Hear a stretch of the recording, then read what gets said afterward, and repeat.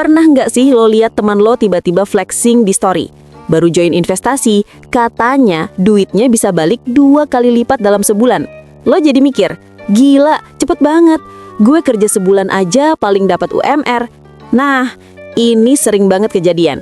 Banyak orang yang tergiur sama janji manis kayak gitu. Tapi, tahu gak? Di balik cerita sukses kilat itu, ada ribuan orang yang justru kehilangan semua tabungan, bahkan sampai harus ngutang. Jadi, hari ini gue mau bahas sesuatu yang penting banget, terutama buat kita anak muda yang lagi semangat nyari cuan. Investasi bodong. Karena percayalah, korban investasi bodong itu bukan cuma orang tua atau orang kampung doang. Anak muda kayak kita pun gampang banget kejebak. Gue kasih gambaran gini. Setiap tahun, ribuan orang di Indonesia jadi korban investasi bodong. Dari data OJK, kerugian masyarakat akibat investasi ilegal udah triliunan rupiah. Dan yang bikin miris, korban paling banyak itu anak muda produktif yang pingin cepet kaya tapi nggak sabar. Lo bayangin, duit tabungan yang dikumpulin berbulan-bulan, hasil kerja freelance atau gaji pertama, bisa raib gitu aja dalam hitungan hari. Kenapa bisa begitu? Karena orang gampang kejebak sama janji-janji. Untung besar dalam waktu singkat, tanpa resiko, cukup setor duit, duduk manis, duit ngalir. Sounds too good to be true kan? Tapi anehnya, banyak yang tetap percaya. Nah, sekarang kita bedah bareng-bareng biar lo nggak jadi korban berikutnya. Gue bakal kasih poin-poin penting yang harus lo pahami sebelum lo naruh duit lo sembarangan. Poin 1. Janji keuntungan tinggi sama dengan red flag. Kalau ada yang bilang, investasi ini bisa kasih lo 30% per bulan bro, udah pasti bodong. Investasi asli itu realistis, deposito paling 3-4% setahun, reksadana 10-15% setahun kalau hoki. Saham bisa lebih, tapi tetap ada resiko. Contoh nyata, temen gue join skema trading emas online.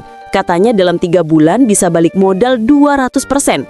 Awal-awal beneran cair, bulan keempat hilang semua duitnya. Itu pola klasik investasi bodong, manis di awal, ambiar di belakang. Kalau iming-iming keuntungan lebih gede daripada investasi resmi, lo patut curiga. Poin 2, sistem ponzi dan money game. Lo tahu gak kenapa awal-awal kelihatan beneran bayar? Karena duit lo sebenarnya dipakai buat bayar orang yang join lebih dulu. Itu namanya sistem ponzi. Bukan hasil investasi beneran, tapi muter-muterin duit anggota baru.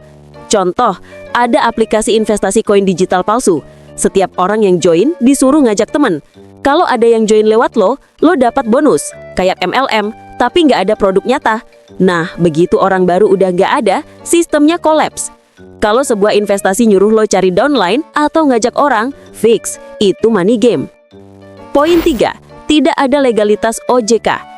Ini poin simple tapi sering di-skip orang. Legalitas. Semua perusahaan investasi resmi pasti punya izin dari OJK atau Bapepti. Kalau nggak ada izin, langsung skip. Contoh relatable. Lo mau kerja, pasti lihat dulu ini perusahaan jelas atau enggak kan?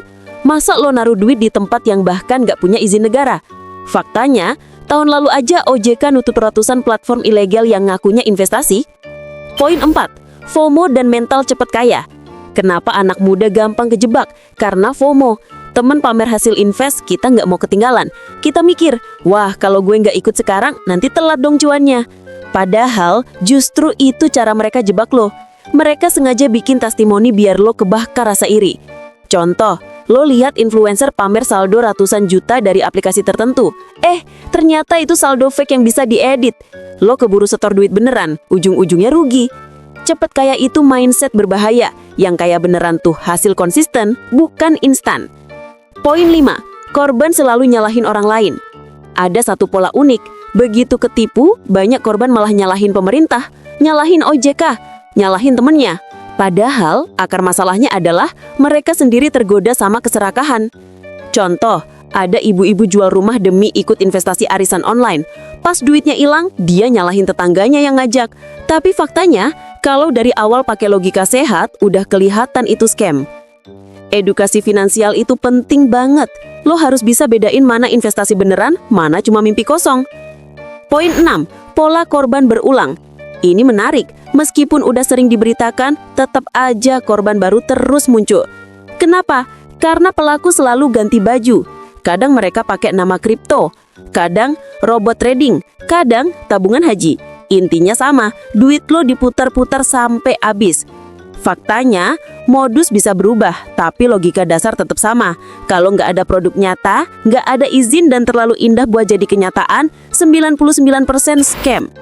Lo tahu gak, yang paling serem dari investasi bodong itu bukan cuma duit hilang, tapi mental lo ikut hancur. Banyak orang jadi trauma investasi beneran gara-gara pernah ketipu. Mereka jadi takut taruh duit di saham, reksadana, bahkan nabung emas. Padahal investasi beneran tuh ada, legal, dan bisa ngasih hasil kalau lo sabar. Tapi karena ulah oknum bodong, banyak orang jadi malas belajar finansial. Dan disitulah bahaya paling besar, lo kehilangan kesempatan tumbuh. So guys, ingat satu hal. Kalau ada yang nawarin cuan instan tanpa resiko, itu bukan investasi, tapi jebakan. Investasi beneran tuh butuh waktu, butuh kesabaran, butuh pengetahuan. Jangan taruh duit lo di tempat yang lo sendiri nggak ngerti cara kerjanya. Karena pada akhirnya, lebih baik lo tumbuh pelan tapi nyata, daripada lo coba sprint tapi jatuh ke jurang. Jaga duit lo, jaga masa depan lo. Kalau menurut lo konten ini bermanfaat, jangan lupa share biar makin banyak orang yang sadar, like, komen, dan subscribe biar lo nggak ketinggalan konten edukasi kayak gini. Stay safe, stay smart, dan jangan sampai kejebak investasi bodong.